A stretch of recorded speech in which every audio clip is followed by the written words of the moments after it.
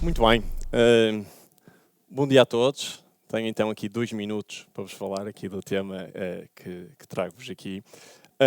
Bom, antes de mais agradecer aqui o convite. É um prazer, enfim, não estar na PBS, mas estar aqui neste dia aqui convosco para partilhar em primeira mão aqui um trabalho que tenho vindo a fazer ao longo dos últimos meses e que gostava aqui de partilhar convosco.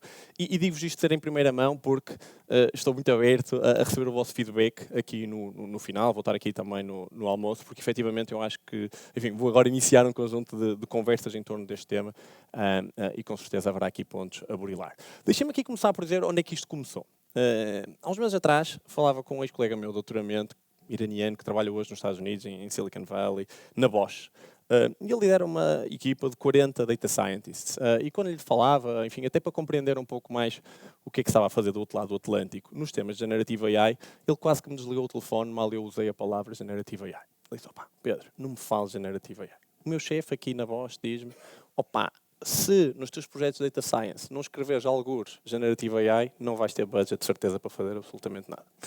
Ao que ele estava verdadeiramente revoltado e dizia, isto não faz sentido absolutamente nenhum, cada macaco no seu galho, há de haver aqui realmente muito interesse em aplicar Generative AI no conjunto de use cases, mas não são exatamente aqueles que eu na verdade estou a trabalhar e acho que ao querer ver um prego em todo lado, vamos falhar, não é? Porque há alturas em que na verdade eu deveria usar uma chave de parafuso e não propriamente um martelo para atacar um determinado desafio. Bom, isso fez-me pensar aqui que realmente não era um caso da Bosch, não era um caso dos Estados Unidos, era um caso um bocadinho por todo o lado, em particular porque falta um pouco de literacia, não é? Muitas vezes estes temas ficam todos um pouco aqui confusos. Eu venho do outro lado, se quiserem. O meu doutoramento, alguém dizia há pouco, acho que era Conceição, não era em otimização, o meu também é em otimização, portanto eu venho mais do lado da analítica prescritiva, se quiserem, daquilo que é a modelação mais clássica, de investigação operacional. E claramente, muitas vezes estes campos têm aplicações diferentes. Uma coisa é eu querer resolver um problema de roteamento, se eu quero perceber aqui como é que a Sona AMC que tem que distribuir a sua carga nos diferentes lojas em Portugal, eu não vou perguntar ao ChatGPT qual é a rota que ele vai fazer. Ele até vai dizer alguma coisa. Daí, efetivamente, a ser uma rota que faça sentido do ponto de vista da eficiência, da sustentabilidade, aquilo que seja o indicador que nós queremos otimizar, com certeza que não. E, portanto, o racional aqui por trás desta conversa é perceber que, se calhar, na verdade, isto não são tanto tecnologias, na verdade, que se sobrepõem, mas tecnologias que, na verdade, têm bastante complementariedade. E era sobre isso que eu queria aqui refletir convosco. Na verdade, só para vos aguçar aqui o apetite, ainda não poderão ver, mas dia 10 de junho, o artigo que reflete isto em um bocadinho maior, enfim, com mais destaque, vai estar aqui a ser publicado no MIT Sloan Management Review no dia 10 de junho. E até é interessante este outlet, não é? A MIT Sloan Management Review é uma revista de gestão, mas realmente cada vez mais as pessoas de gestão estão a necessitar, a perceber, que precisam de perceber, na verdade, um pouco mais estes temas para tomarem as decisões corretas e não como o chefe do meu colega da Bosch que vos falei no início desta conversa. E, portanto, assim, de forma simples, eu acho que realmente há uma complementariedade em diferentes aspectos. Há uma complementariedade logo à cabeça, e eu vou focar no tema generativo, é mais focando realmente no tema de Large Language Models, portanto, naquilo que serão os modelos para trabalhar, essencialmente texto para texto. E realmente, tanto do ponto de vista daquilo que são usados nestes modelos. No caso, Large Language Models, texto. No caso, mais, no que eu vou chamar aqui Advanced Analytics, já vou entrar um bocadinho mais em detalhe o que é que eu compreendo aqui por Advanced Analytics. Estamos a falar de números, dados transacionais, normalmente, que no fundo nós usamos para essa tomada de decisão. O foco também deste tipo de tecnologias é muito diferente. Um tem um foco, vamos dizer, mais criativo. Há pouco o Fernando viu que eu já estava a alucinar, já estava a fazer coaching e coisas assim na DSPA, não é? Portanto, um foco aqui mais criativo, vamos dizer assim.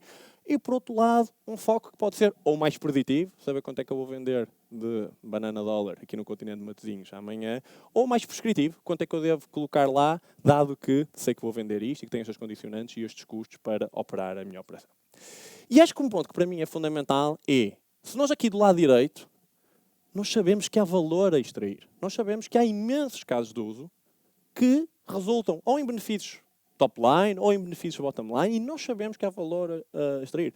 Seja encontrar melhores pricings, seja encontrar melhores rotas, seja encontrar melhores planeamentos da produção, seja encontrar melhores ofertas para os meus clientes, o que quiserem. Mas esse valor está provado. O outro está aí para provar. não é? Ainda há aqui muita coisa para provar e é interessante vocês verem que a empresa que mais está a lucrar com Generative AI é a Accenture. Portanto, é uma empresa que vende os serviços e não propriamente aquelas que estão realmente a, depois, se calhar, a capitalizar em cima do valor. Portanto, eu acho que vale a pena ainda essa reflexão. Não estou a dizer que não há valor, mas eu acho que vale a pena nós pormos alguma pitada de sal naquilo que possa ser esse valor. Nesse sentido, e nessa noção de alguma complementariedade, eu acho que, em particular, vale a pena nós percebermos naquilo que é o ciclo das metodologias que nós sabemos que entregam valor. E, portanto, o ciclo, tanto nas abordagens mais preditivas como nas abordagens mais prescritivas, seja mais nas etapas de desenvolvimento, seja mais nas etapas depois do deployment, de levar isto para a prática. E, a nosso ver, tanto a montante, ou seja, naquilo que é, se quiser, o desenho destes modelos para prever amanhã quanto é que vamos vender banana dólar, ou para explicar estes modelos, portanto, mais no deployment, tanto para prever a banana dólar, como para saber quanto é que eu tenho que entregar de bananas, portanto, o lado mais prescritivo, quando nós estamos a usar estes modelos para, na verdade, tomarem decisões, há aqui, eu acho, ângulos interessantes de complementariedade entre os temas de Generative AI e de Advanced Analytics. Mais especificamente, nos temas preditivos, eu acho que há um caso muito interessante que é, nós normalmente, para prever banana dólar, só usamos os dados transacionais. Eu vou ver quanto é que eu vendi nas últimas semanas, vou perceber qual é este tipo de loja, mas no fundo são dados que quiserem tabulares. Mas se calhar era interessante eu pegar, não sei se há muitas menções no Twitter de banana dólar, mas enfim, imaginem que havia um conjunto aqui de dados não estruturados que poderiam ser interessantes para fazer forecast efetivamente daquilo que vai ser a minha previsão de vendas. É possível, sempre foi possível fazer isto, mesmo antes de termos Generative AI, mas era custoso, não é? Eu tinha que fazer algo muito instanciado para aqueles dados. E agora, se calhar, com 2 ou 3 perguntas bem feitas, ou 2 ou 3 prompts bem feitos, eu consigo, se calhar, estruturar um conjunto de dados que era mais complicado eu estar a estruturar e onde o retorno ao investimento do que eu tinha que fazer, se calhar, não era tão óbvio. Portanto, esse é o primeiro use case. Como é que nós conseguimos incorporar dados mais complexos naqueles nossos modelos preditivos? Por outro lado, e hoje aqui o Guilherme já falou 2 ou 3 vezes daquilo que possa ser alguma desintonia entre aquilo que é, digamos, o lado mais de negócio e o lado mais de analytics, o que nós sabemos muitas vezes é que explicar estas previsões não é trivial. A própria Liliana falou também muito na necessidade de explicabilidade, certo? E explicar não é trivial. Bom, uma coisa é que estes modelos de Large Language Models são bons, se calhar, é conseguir transformar aquilo que possa ser um output mais analítico, se quiserem, num output mais relacional. Nalgo que os tomadores de decisão, na verdade, se possam relacionar e compreender de forma diferente. E é isso que eu vos também aqui vou ilustrar já de seguida. Do ponto de vista prescritivo, a analogia é similar. Eu posso, na verdade, explicar melhor porque é que eu acho que devo ir primeiro ao continente da Maia, depois ao continente de Matosinhos e depois ao continente de Braga, e não ao contrário, como eu esperaria. Portanto, explicar ao planeador, por exemplo, neste caso, porque é que, na verdade, um modelo toma a decisão A ou B. E vocês vão ver que, na verdade, os Language Models são muito interessantes para conseguir descodificar aquilo que possa ser, digamos, o output de um modelo mais estruturado, mais analítico. E talvez o caso mais far-fetched, mas mais interessante também para mim, é que, na verdade, até para a construção desses próprios modelos, ou seja, para eu perceber que restrições é que eu devo ter em consideração quando estou a planear as rotas, que tipo de objetivos é que guiam esse meu planeamento, na verdade, a utilização de Large Language Models também pode ser interessante para esse use case. Portanto, o que eu vou fazer agora, nos 9 minutos que me restam, é percorrer estes 4 use cases, sempre com a mesma estrutura. Vou-vos dar um bocadinho mais de motivação, já fui daqui aflorando, mas dando motivação para cada um destes casos. 2, mostramos o prompt, que nós usamos para, na verdade, testar estas hipóteses. E 3, mostrar-vos um resultado concreto de uma aplicação já desta abordagem, desta hibridização, se quiserem, entre Analytics e Generative AI, para trabalhar tanto no lado de eficiência como no lado de eficácia. Eu vou voltar a este último ponto num segundo. Portanto, acho que está claro o primeiro use case preditivo em que, pensem num modelo de churn. Não é? Um modelo para telecomunicações que eu quero, por exemplo, perceber se os meus clientes vão ou não churnar da minha carteira nos próximos tempos. Era muito interessante eu, por exemplo, incorporar não só aquilo que são as variáveis mais clássicas para um modelo de churn, a recência, a frequência, quanto é que eles gastam, se não gastam, etc. Mas, por exemplo, as últimas conversas de call center que eles tiveram comigo. Se calhar esse é um ótimo preditor se a malta vai churnar ou não. Se o tipo teve aos berros no telefone ou se teve uma conversa mais pacífica. Esse é um dado difícil de incorporar de forma standard num modelo. Mas agora imaginem que nós, na verdade, passávamos speech to text, aquilo que foi as últimas conversas que o Carlos teve com a nós, e de repente, na verdade, dizíamos, olha, pega nesta conversa, pega neste dado não estruturado e extrai-me aquilo que é a informação-chave que eu depois quero, na verdade, cruzar com a minha base de dados transacional. Portanto, eu vou dizer, analisa-me estes dados e, na verdade, depois faz-me aqui um fecheiro JSON, o que é que seja, mas uma forma estruturada para eu depois poder trabalhar estes dados na minha base. Se calhar dizendo qual é que foi o sentimento base, como é que ele classifica este tema. Mais uma vez, isto era algo que nós já poderíamos fazer, mas era custoso. Hoje, na verdade, é muito mais simples e muito mais acessível de o fazer. Por curiosidade, há uns tempos atrás, enfim, nós lançamos um pequeno livro recentemente, enfim, na divulgação desse livro, houve uns colegas americanos que nos pediram, vocês poderiam refazer um estudo que vocês tinham feito em tempos sobre a previsão de um país legalizar cannabis. Eu quando vi isso, aquilo foi um trabalho horrível de encontrar os dados certos para, na verdade, estruturar esse modelo preditivo que tentava ajudar a prever o próximo país a legalizar cannabis. Nomeadamente, todos estes dados de quantas pessoas é que estão no Parlamento mais à esquerda, mais à direita, últimas notícias. E a Wikipedia, na verdade, é uma boa fonte desse tipo de informação. O problema é que a Wikipedia tem assim, é texto. E é chato eu estar lá à procura daquilo que eu quero. Interessantemente, quando usamos aquele prompt que eu vos mostrei há pouco e pedimos, olhem para este texto e encontra-me aqui 4 ou 5 coisas que eu, na verdade, queria estruturar para depois treinar o meu modelo preditivo, eu, passado 5 segundos, tinha a coisa feita, impecável, a precisar quase de nenhuma curadoria. Okay? E, de repente, o que é que se quer dizer? Uma coisa que eu não ia fazer, que era refrescar o meu modelo de previsão do próximo país a legalizar cannabis, de repente, eu vou fazer. E isso é muito interessante. Pensem na quantidade de use cases que nós, se calhar, poderíamos ter trabalhado, mas que não trabalhamos porque, na verdade, os dados eram uma chatice de trabalhar e que, de repente, eu posso, enfim, baixar esse threshold emocional que muitas vezes nos faz com que esses use cases ficassem engavetados. Ok? Primeiro use case. Segundo use case. Comunicar os resultados. Malta Data Science acha que este gráfico é inteligível. É inteligível para um data scientist, mas na verdade não é tão trivial muitas vezes para os nossos colegas de negócio, se calhar conseguirem interpretar bem o que é um Shape Value, com 5 dimensões, cor, mais não sei o que não sei o que mais. É simples, mas não é, ao mesmo tempo. Este levou-nos então, na verdade, aqui a este segundo use case. Será que, na verdade, nós conseguimos usar um Large Language Model para nos ajudar a descodificar esta mensagem? Se calhar até indo um passo à frente e cruzar não só aquilo que são os valores. Por exemplo, isto é para um caso de churn, ok? E, por exemplo, o número de produtos, a idade, se está ativo ou não, na verdade, ajuda-nos a explicar se um determinado cliente vai churnar ou não da minha carteira. Este é um caso de banca.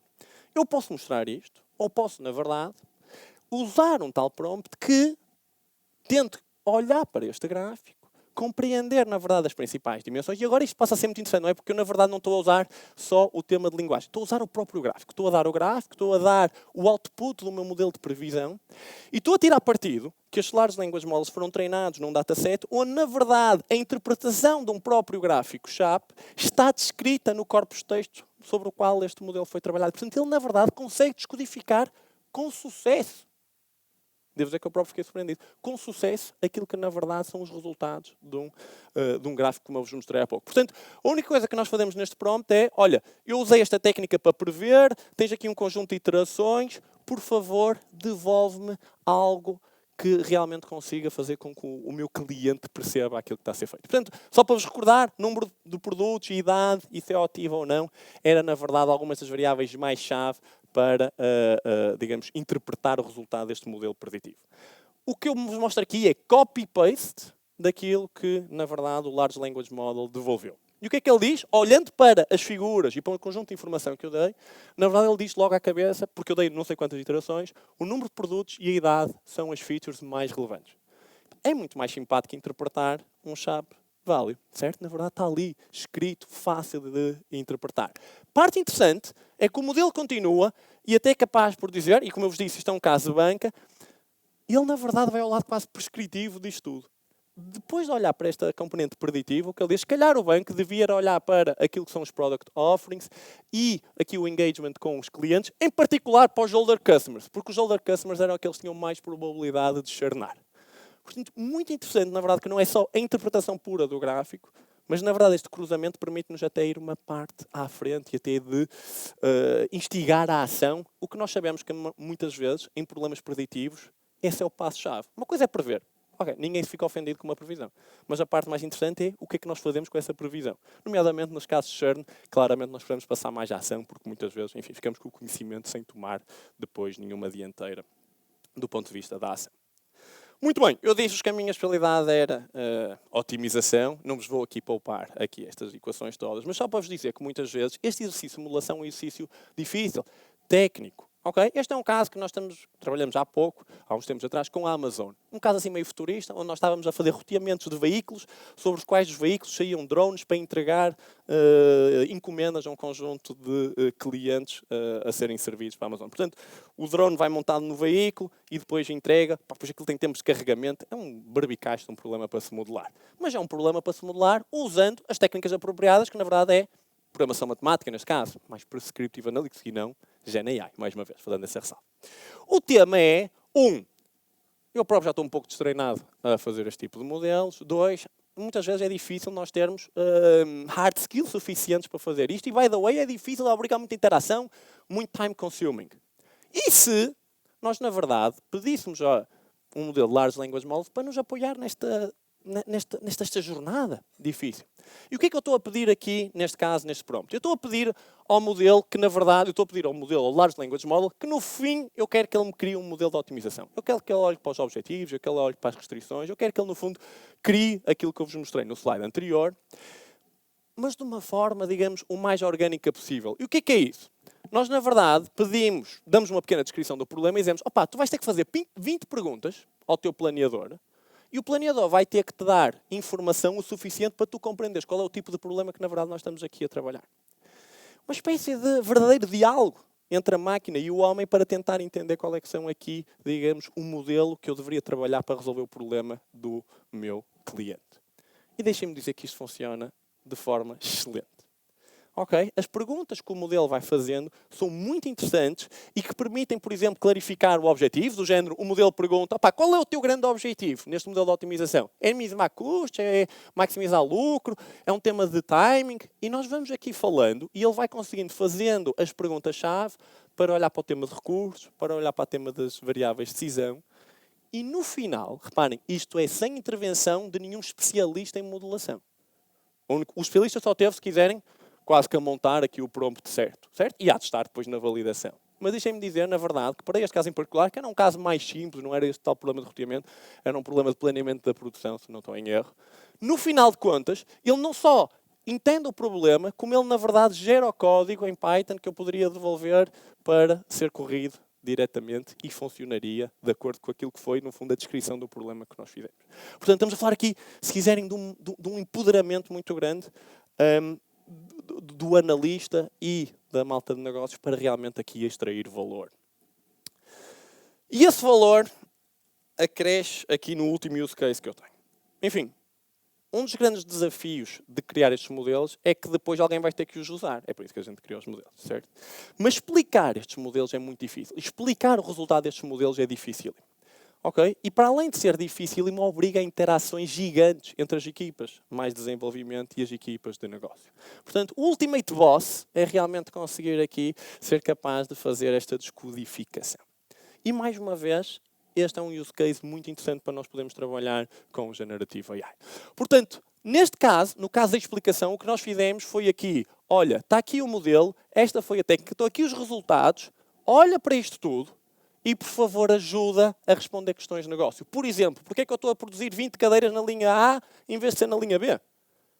Perguntas que, para o tomador de decisão, são óbvias, mas que são difíceis de nós traduzirmos e de irmos atrás. E, mais uma vez, provou-se aqui, ou provou-se talvez seja uma palavra um bocadinho forte, mas, no fundo, há aqui indicações fortes que nós poderemos usar este tipo de abordagens para este diálogo. E isso é muito interessante. Vejam o que é que ele responde. Neste caso, por exemplo, ele diz, olha, não, tu tinhas realmente ali uma restrição que está a ser violada e se calhar tu precisas é de baixar o inventário ou de trabalhar aqui alguma coisa para realmente fazer com que de repente este plano seja feasible, seja execuível. Isto é muito interessante porque, notem, ao longo dos anos nós temos sentido que há um valor gigante de trazer mais advanced analytics para as organizações. Seja do lado mais preditivo, seja do lado mais prescritivo. Temos-lo conseguido? Sim, mas de forma tímida. Há muito mais valor para ir atrás.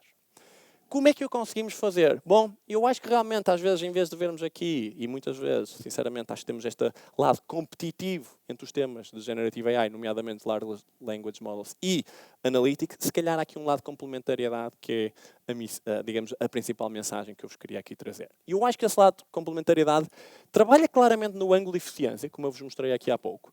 No lado de conseguir ser mais rápido a entregar modelos, o lado em conseguir ser mais rápido a explicar modelos. Mas claramente há aqui também um ângulo de eficácia que eu gostava que vocês mantivessem debaixo do olho. Porque, na verdade, aquelas perguntas, por exemplo, que o ChatGPT fez para compreender o modelo, muitas vezes são melhores do que aquilo que nós, humanos, fazemos, e pegando nos pontos da Conceição, até com os nossos vieses todos sobre aquilo que nós achamos que já sabemos e que não sabemos, etc. E, portanto, há aqui uma oportunidade também de aumentar a eficácia e não só a eficiência dos meus modelos. Muito obrigado.